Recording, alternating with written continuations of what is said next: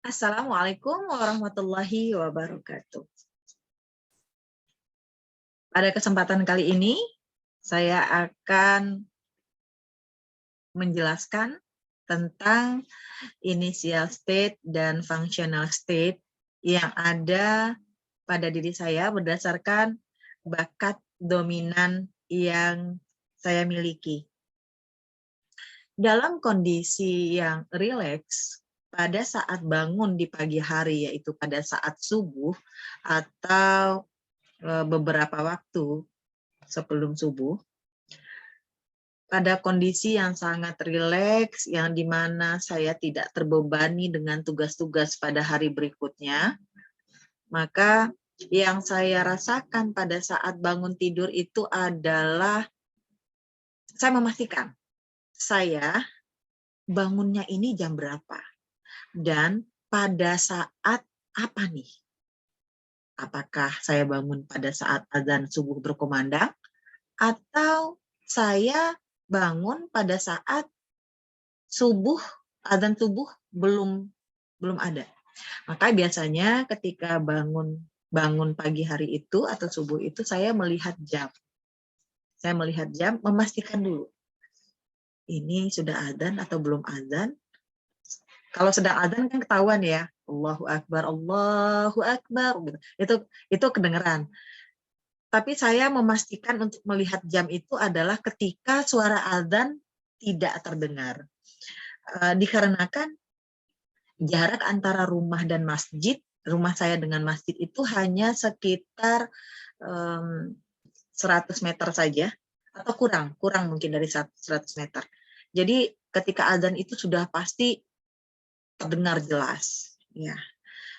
Jadi yang saya lakukan pada saat bangun tidur itu adalah apakah saya bangun lebih awal, berarti saya masih bisa melakukan qiyamul lail, atau saya tepat adzan, atau setelah adzan. Nah, itu sikap saya berbeda satu sama lain. Ketika saya bangun ternyata adzan belum berkumandang, misalnya sekarang kan adzan itu kan jam 4:37, dan saya bangun jam 4, itu saya Masya Allah bersyukur banget gitu. Sehingga saya bersegera ke kamar mandi, bersih-bersih mengambil wudhu dan sholat. Meskipun saya melakukannya ya minimal 2 rakaat plus 3 rakaat witir. Seperti itu di hari biasa, di luar Ramadan ya. Jadi, namun ketika saya bangun pada saat adzan sudah berkumandang, itu ada apa ya, seperti penyesalan, ya Allah, udah nggak bisa lagi nih sholat itu gitu ya, kayak mulai. Maka biasanya saya ya sudah, berarti saya coba tilawahnya mungkin yang tadinya 4 halaman jadi 6 halaman seperti itu.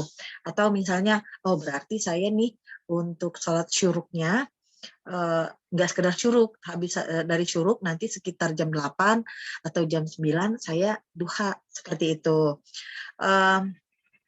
Atau bisa juga, saya pernah juga bangun tiba-tiba udah jam 5:30, udah lewat subuh tentunya.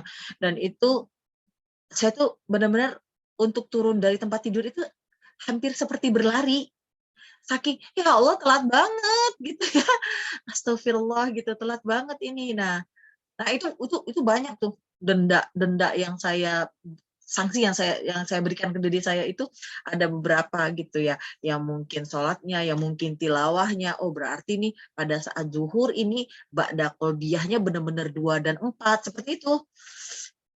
Saya memberikan sanksi terhadap diri saya. Jadi pada saat yang pertama itu connectedness saya, kemudian saya mulai menganalisa kondisi bangun saya.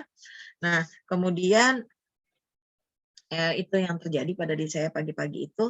Nah, kemudian saya berpikir, pagi ini saya mau ngapain? Jadi lebih kepada tanggung jawab saya di pagi hari. Apa saja itu, jam 6 sesudah sholat syuruk gitu ya. Jam 6 itu saya keluar rumah, ke teras, memberi makan kucing. Saya punya kucing 2 ekor.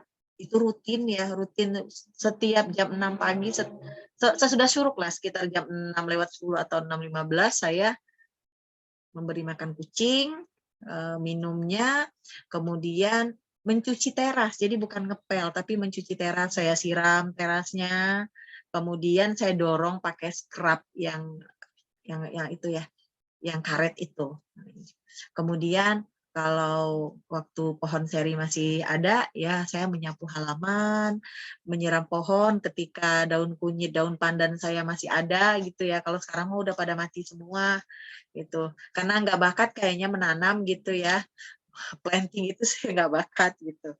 Nah, itu aktivitas saya pada pagi hari itu. Kemudian baru kemudian saya berpikir, oh iya hari ini ada jadwal mengajar jam berapa, apakah saya untuk mengajar ini apakah saya harus menyiapkan contoh soal atau sudah, apa yang kurang, seperti itu. Kemudian saya mengumumkan di grup WA bahwa nanti kita bisa mulai belajar jam berapa, seperti itu.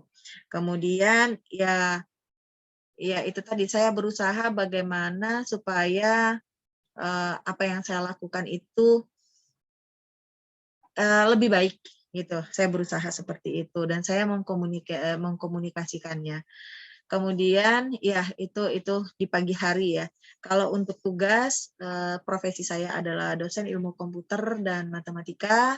Kemudian yang kedua saya juga ya ini sekarang praktisi talent mapping dan saya juga praktisi analisa tanda tangan. Nah, di 3 profesi ini developer saya sangat sangat membantu sekali.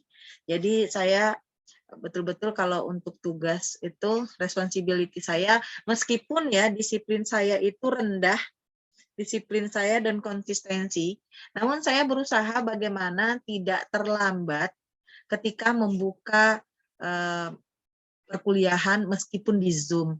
Dan saya termasuk konsisten dengan aturan yang ada. Seperti itu. Kemudian ya maximizer bagaimana mahasiswa ini, saya akan mengusahakan diri saya semaksimal mungkin untuk membuat mahasiswa ini paham dengan mata kuliah yang saya ajarkan. Seperti itu. Kemudian untuk praktisi talent mapping, ya ini adalah praktisi yang baru untuk saya dan saya merasa harus belajar banyak lagi dan ini seperti jiwa saya banget gitu. Dan saya belajar banyak hal ya tentang bagaimana diri orang lain gitu. Bahkan ketika saya menyarankan sesuatu terhadap klien, saya yang takjub sendiri. Masya Allah, ilmu ini betul-betul baru segini ilmu yang diberikan oleh Allah, tapi orang tuh sudah apa ya? Ih, Ibu Eka ya, kok bisa tahu sih? Ih keren ya. Tapi saya bengong sendiri. Ya Allah, ini saya mah nggak bisa apa-apa sebenarnya, saya nggak bisa apa-apa. Namun saya melihat bahwa ini semua karena Allah ya, Allah yang menyiapkan saya untuk membantu teman-teman di luar sana menemukan bakat dan kekuatan. Itu functional state saya. Dan jadi initial state saya itu adalah connectedness, analytical, responsibility. Seperti itu. Kalau functional state saya analytical di sini, kemudian responsibility, developer, maximizer, dan communication. Kemudian komen saya juga berpengaruh ya, berpengaruh. Kemudian saya juga mengatur ya, komen dan arranger itu saling berkaitan. Kemudian ketika dari tugas-tugas ini saya merasakan, yaitu saya bisa merasakan apa yang dirasakan oleh mahasiswa. Misalnya beliau tuh ingin terus ikut belajar, tapi misalnya ada terkendala keuangan. Nah, makanya saya bilang begini, ya sudah ikut saja, nggak apa-apa. Ya udah ikut saja. Nanti urusan keuangan nanti saya bisa bicarakan dengan pihak kampus. Jadi sampai begitu. Yang penting mereka bisa ikut belajar. Jadi kan di antara mereka itu karena belum selesai keuangan untuk belajar itu merasa jangan belajar dulu deh, kan belum selesai gitu. Tapi saya bilang udah belajar aja gitu. Nanti kalau untuk urusan ujian nanti saya coba komunikasikan. Nah, biasanya tuh untuk siswa-siswa yang terkendala keuangan gitu, saya membuatkan satu grup di GCR untuk ujian. Artinya udah ujian aja saya menyampaikan begini, Anda ujian saja dulu di grup ini, nanti saya akan tanyakan ke Pak, ya ke bagian kampus gitu, ini bagaimana ketimbang Anda tidak ujian, ternyata nanti Anda boleh ujian. Nah sekarang, mumpung sekarang masih anget-anget, udah ujian aja, serahkan, itu soal ada di Google Classroom, serahkan di situ. Dan alhamdulillah sampai selama pandemi ini sampai sekarang, ujian-ujian yang dilaksanakan oleh mahasiswa yang terkendala keuangan itu, akhirnya bisa digunakan untuk nilai UTS dan UAS. Seperti itu bentuk empati saya.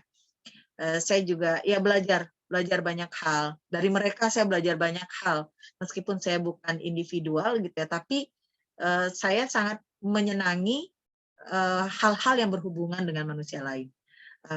Baik, teman-teman, itu initial state dan functional state saya. Terima kasih.